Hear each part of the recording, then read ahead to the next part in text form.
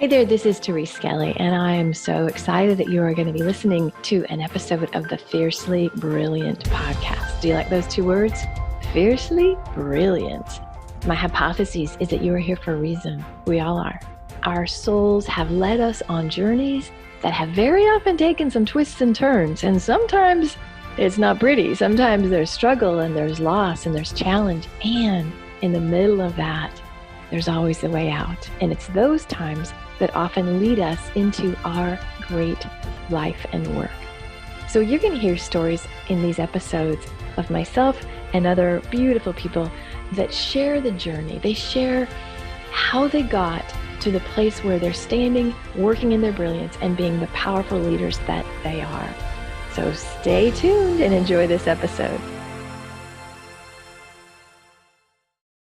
Hey, this is Therese Skelly with another episode of the Fiercely Brilliant podcast. And oh, Nellie, you're in for some fun with my dear friend, Laura West of Joyful Biz. So Laura, I'm delighted to finally get you here. I'm so glad to be here. Thank you. I'm really glad that we get to talk. Yes. Well, and I have a pre-call, like we're chatting, and I always say, "What's your intention?" And I'll just out this because this is the vibe you're walking into. I said, Laura, some sacred shit's going to happen as a result of our conversation. To be prepared for the sacred shit, the good transmission, right? Yes, because we really held that image and visualized. We did. It is set. It is infused with the sacred shit that's coming your way. And so anyway, today, tell us what you do in your business, because you have a beautiful business, brand new website. You got to check your site out. It's glorious. So tell us what you do and who you work with and what you love about it. Okay, great. Well, I am Laura West. My company is actually Joyful Business, joyfulbusiness.com. And yes, please come visit my beautiful new website. Mm-hmm. I'm super excited about it. And, I really created it with to create the experience of what I give to my clients. And my clients typically are coaches, healers, people who are conscious entrepreneurs who want to do work they love. They want to do it in a way that they are making a positive impact in the world. And they want to market in a way that is soul nourishing instead of soul depleting or soul crushing. Yeah. Beautiful. Yeah. And, and I work with clients to really figure out what their soul work is. And then from there, how do they find their voice, open up their creativity, really step into their leadership to be seen and heard, and grow their business from there. It's very yummy. Very yummy. Well, why don't you start by telling us, because you were in corporate. And so talk about the story, because you've had quite a journey. Today she's the embodiment of joyful business, flowing, creative, but you didn't start there, right? So let's just go through that. No, I was back in the 90s in my Anne Klein suits and, pantyhose, the world of pantyhose. Oh, no. Heels. I know. I was thinking about that the other day for some reason. Does anybody even wear pantyhose? Is that feeling really grateful that yes. Now they're called Spanx, but it's all different. Okay. Right. Yeah. I was VP of marketing for one of the largest shopping center companies in the country at the time. And we went through 5 buyouts and mergers in 6 years. And that is a lot every year. I can literally remember one time in October, October 1st, whatever year it was, my husband worked for a bank at the time. And he was, they went through a lot of mergers, and we both had mergers on the same day. We're brushing our teeth and well, have fun at your merger. You have fun at yours. Hope you have a job at the end of the day. Stressful.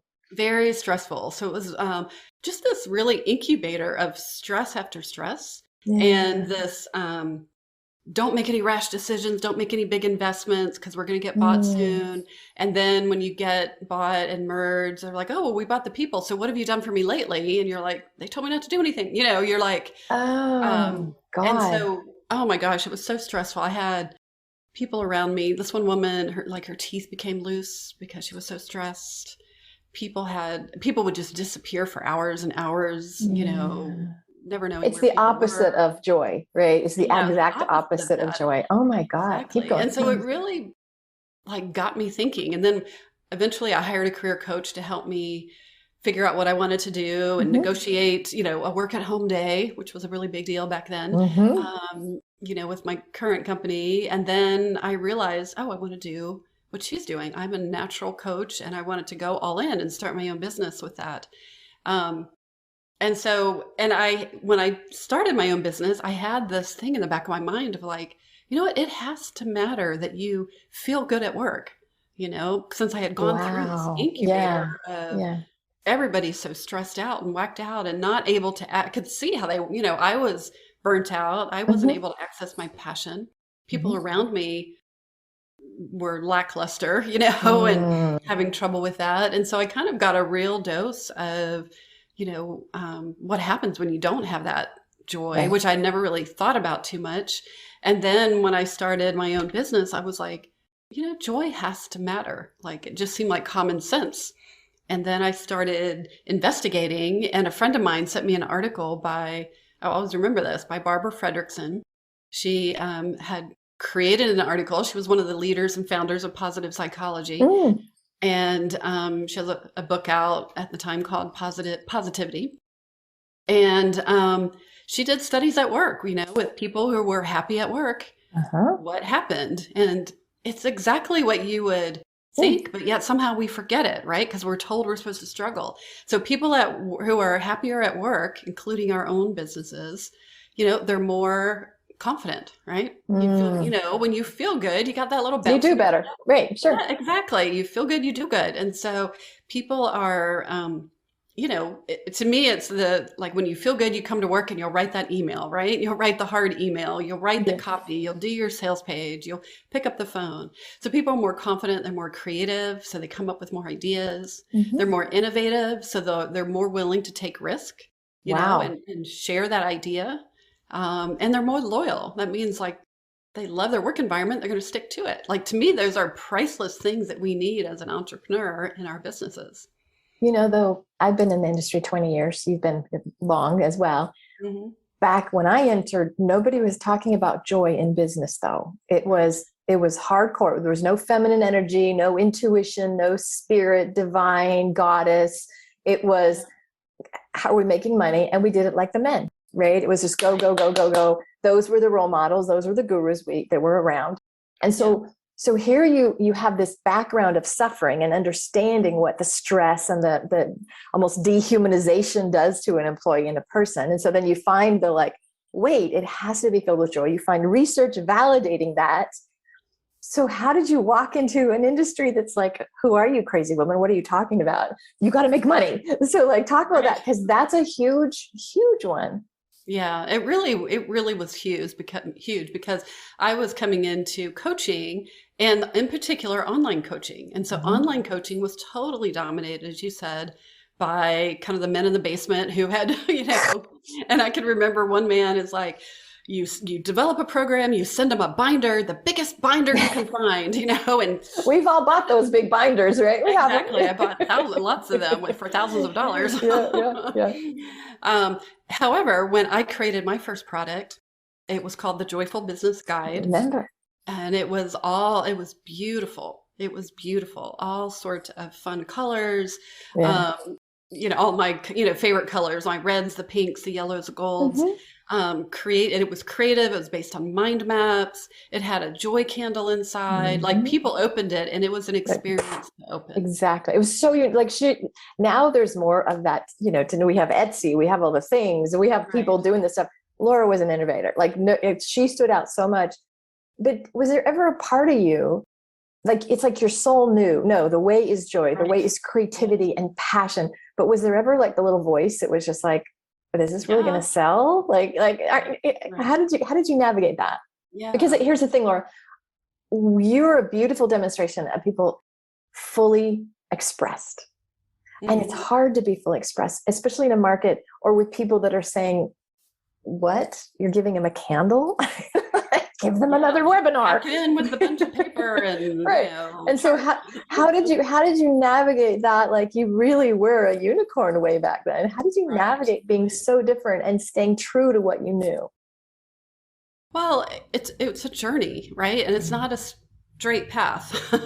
It was a journey of, I really feel like that was, my soul was speaking, right? Yes. My intuition was coming up, and I was starting to learn, I had a certain way that I would access my intuition, but never called it that. And then I started realizing I'm really different from other business coaches. And I had to figure out, I remember you and I talking way back in the day about stuff like that. And I wasn't comfortable. It wasn't comfortable all the time. I was very uncomfortable. And it's funny because when I left corporate, the CEO, we were having this kind of heart to heart about me leaving, and he was from San Francisco and he knew what coaching was about in 2001. Right? He was on to coaching. There we go.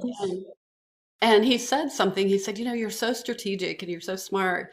He's like, but sometimes I feel like you're not comfortable in your own skin. And that has always stayed with me. And because I was like, yes.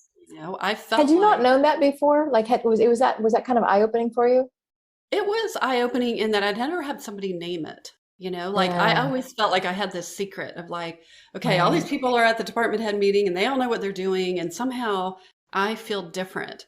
But I was always trying to be like more assertive, more aggressive, more the masculine in the role, And then to hear that was kind of like, okay, there was a truth that he spoke. About, no, I don't really feel comfortable in my own skin. And I do feel like it set me on this path of like, okay, well, what does being comfortable in my own skin really look like, feel like? What do I, what am I saying when I'm comfortable in my own skin? And so I really started on this whole journey, like as I'm coaching other people, how they say you're a couple steps ahead. Yeah, well, I was a couple steps ahead of, okay, what is my intuition really saying to me? And can I trust that? And how do I trust it? And okay, this guy is telling me to do these giant binders and it doesn't matter what's in it. And I'm over here creating this beautiful experience when someone opens up their box from the post office, right? Right. And so it has been a journey to follow the joy, the creativity, the intuition, and give myself permission to do it. And to find out how to talk about it, because then people also didn't know what it was. Yes, right? I had to figure out how to talk about it. And then there was a whole nother level when I, like it's easy to compare yourself to others, right? And I had to really say, that is not my arena. Like I'm comparing myself to people. We're not in the same arena, And so to really unshackle from those old paradigms, the old formulas, the old blueprints, because that's not where I go. I go to, I've got a structure, but we're going to apply it to you and find your uniqueness, just like how I did my own. What is your unicornness, your weirdness, right? This is so good. You've literally given a process, but I want to just deconstruct a little bit. Okay. Yeah.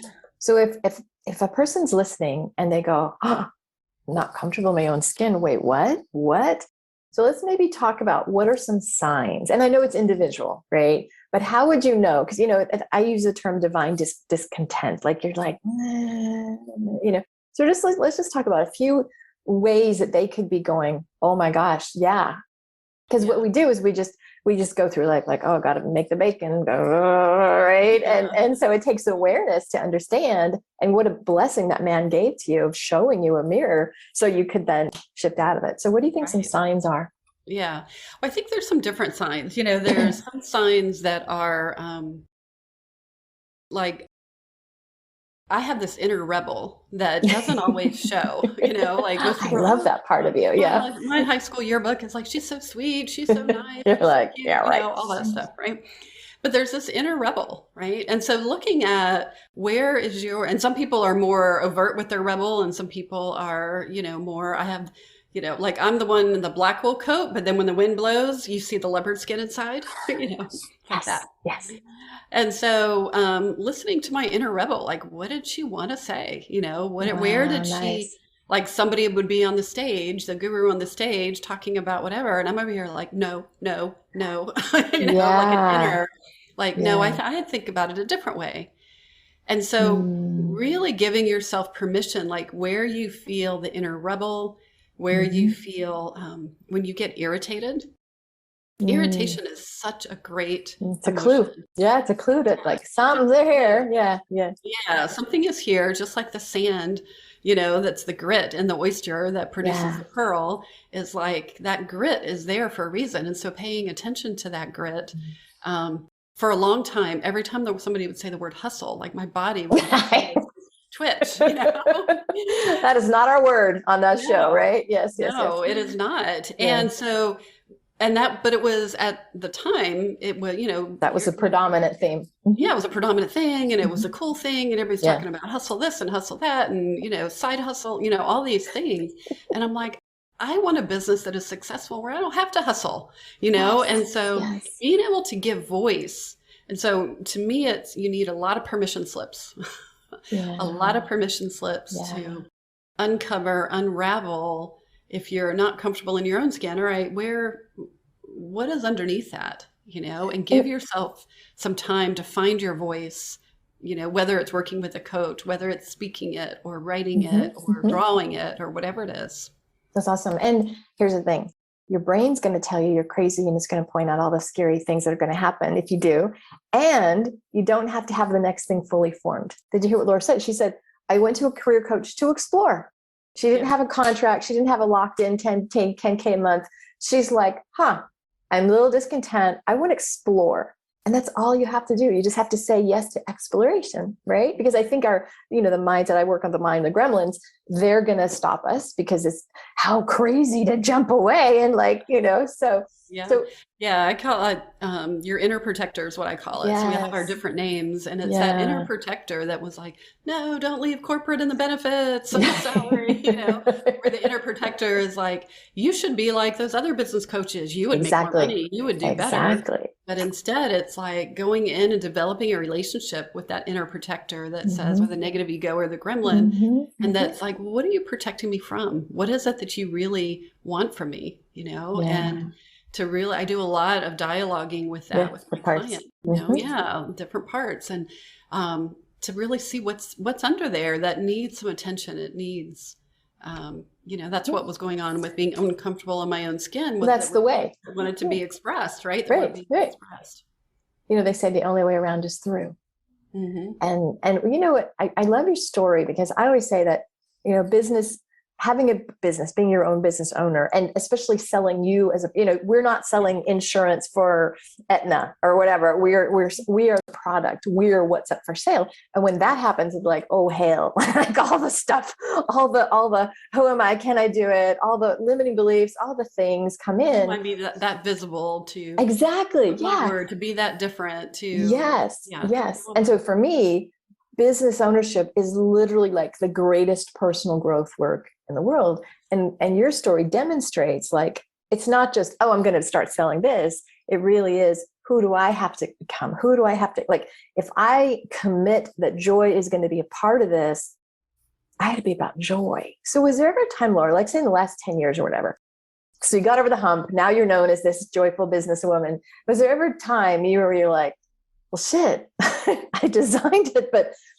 it's not getting me joy? Because sometimes even when we design it, then we got to recalibrate, right? So talk about how the creation works, because there's other levels all the time, right? Absolutely. Like, we're never staying still. That's the thing is that, I mean, if you're staying still, you're probably flatlining, right? Either literally or spiritually.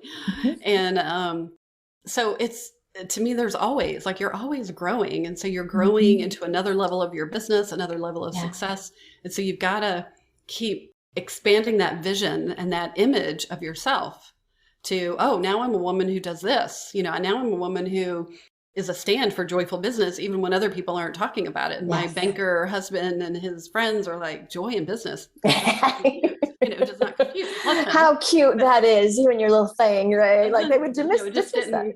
I mean, they were really like, what is that? Well, you got rid of the husband, right? Kept the business, got rid of the husband. So I did. And that's part of what you're asking about. The joy is, even when you have something called joyful business, it doesn't mean that every moment is joyful. It doesn't mean every moment of your life is joyful. I've been through 2 divorces in my pursuit of opening up and like, what is my authentic creative life that I love really look like? And so, there were some marriages on the way to discover that and figure that out. Sometimes I think, relationships are there for a reason, a season, they are, they sure. Sometimes too. And so, those were 2, going through the 2 divorces, going through the last recession, 12 years ago, was tough because everything I'd built up in my business shifted and changed really fast. Yeah. You remember back in the day we were selling, platinum programs, Yes. and all that kind of stuff. And overnight, they became like the market, the thing nobody wanted. And so it's another opportunity to grow. Like if you really look at this as not a destination, but like it's a journey.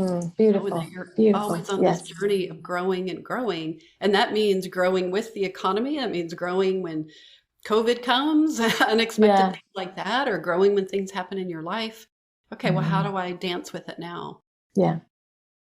So what I'm hearing is that this is just who you are. Joy is not a thing you aspire to. It's just the non-negotiable. It's of course, like everything has to be woven through the template or the filter of, will this bring joy? Is that right? It is. It is. I mean, I want to say that with a caveat, right? Because it absolutely, like I have tuned myself to, what brings me joy, allowing myself to receive joy. That's a big one, that we can especially talk about for women. Joy, it sounds so great, but to allow yourself to actually, receive joy and make choices and say, yes, I'm going to go on that trip to Guatemala and because that's where I want to do this year, or Costa Rica and all those places. So yes, it is tuning to joy, giving yourself permission to receive the joy, but also to give the joy. Like what will be an experience, every time I create a program or a product, I'm like, what will be an experience that I would like to take, that I want to go through. Yeah. So you get to deliver the joy. So what for you, like if somebody, and maybe your word's not joy, the focus of this is joy, so we're just talking about joy, but I want you to talk about, are there like non-negotiables? Like say, for example, you're thinking of a program or you're thinking of hiring, I know you've just hired a new mentor or you're designing a website or like in your business, give some concrete examples of like, this is what that means to weave joy in or to make sure joy leads. Does that make sense to you, that question? Yeah. Okay. Yeah. So there's two sides to joy. Okay. Right? So there's joy, where you are, oh my gosh, I'm so excited. I'm so happy. I just went to the sunflower farm and I brought home sunflowers and it's bringing me this wonderful sense of joy, right? And then there's this joy that happens when you are in deep alignment with yourself. Yes, I know your word, soul alignment. I talk about doing your soul work. And that when you're doing work that you really love, that then the challenge stuff that comes up, the technology that doesn't work or stuff you have to figure out, or you got to write the damn sales page, I have those, but it's like you're so aligned with like this positive expression of yourself and that you're bringing your gifts to the world to make a difference in the world. Like to me, there's this whole joy flow that happens.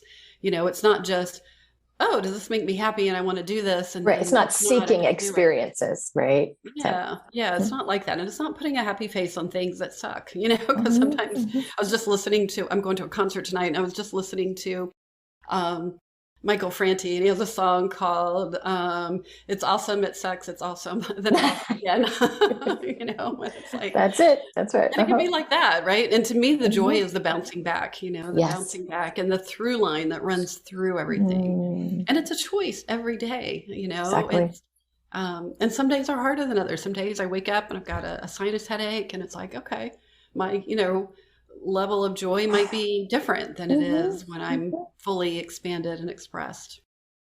I love though that you're bringing more awareness to this, and that's why I want to kind of define it a little bit, because joy is what is joy, right? And it's different for everybody. So I love that this feels like a very well-rounded definition of it. It's not fun for fun's sake and pleasure all the time. It's just how you be, what you allow, and what you're like you just tune into it. Like, that's joy is my compass. That's a book we all know, right? Yeah, I think it is. And for me, it's, again, it's not always right here, right in this moment, every single thing, but it is a place that I aim for. I think joy as a compass is true. I wear a bracelet actually that has a compass on it to remind me, like, keep pointing towards joy. So you're very intuitive with that. And that thing that is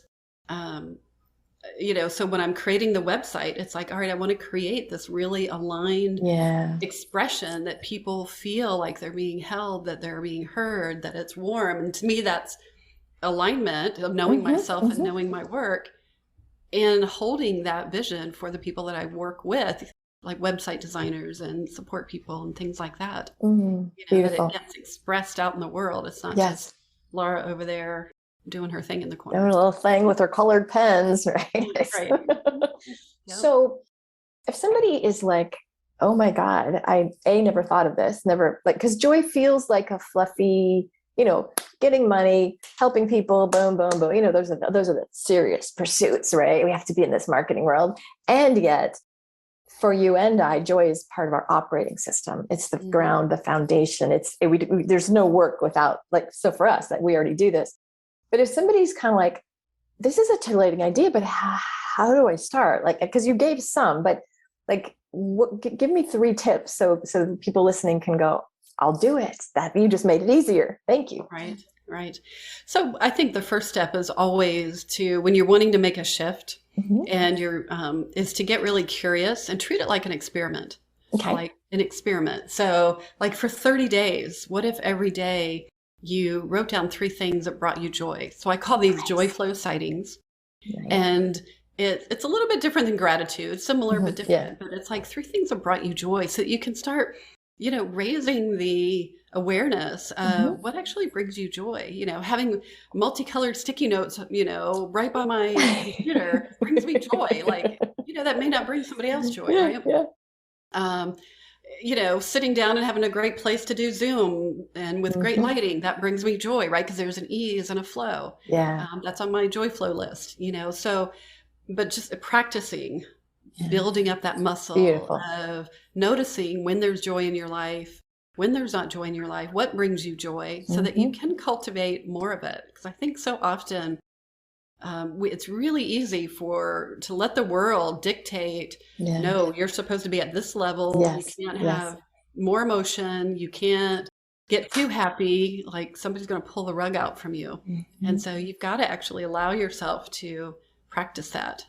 And experiment. Beautiful. That's wonderful. And I also would say, even before that, precursor to that is decide, right? Decide, make a commitment, and then you do the 30 days and you can kind of compare, right? Here's what I will tell you though is, don't go to the dream stealers. Don't go to the joy thieves and go, hey, I'm doing an experiment. And then they go, oh my God, there's a war in Ukraine. What's wrong with you? Are you greedy? You have to be really careful who you share this stuff with. So find like-minded people, reach out to Laura, follow her, follow me, find people that live the joy. We're in the world. We understand what's happening. Lots of people who are dream believers, not the dream downers, but the exactly. That's a really important thing, because a lot of people have been taken off path by, come on, get realistic.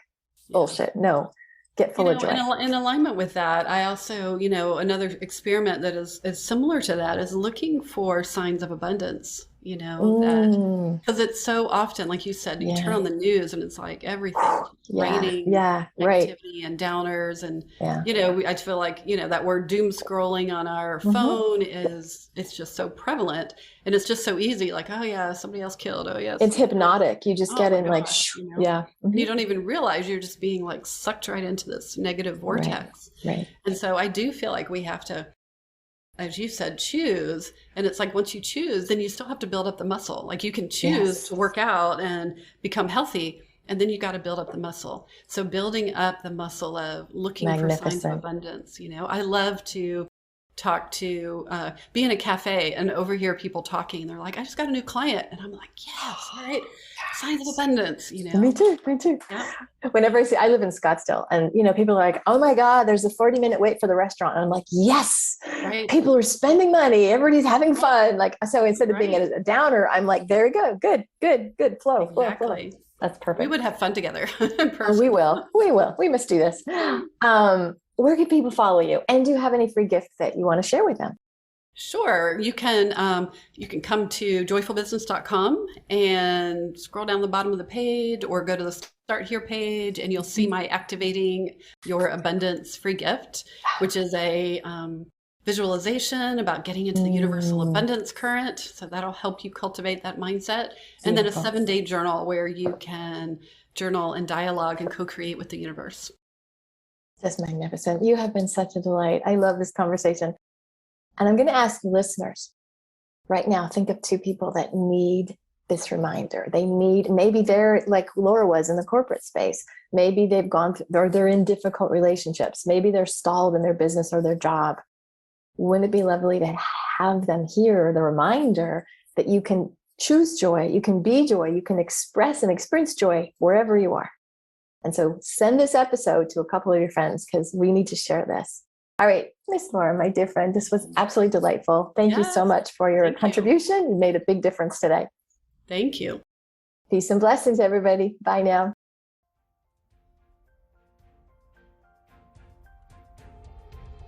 Hey, I really appreciate you listening to that last episode. And I would love to get to know you a little bit more and to get to connect with you on a deeper level. And here's what I suggest. I've got a Facebook group that corresponds with the content of these podcasts. It's called Fiercely Brilliant Women in Business with Therese Skelly.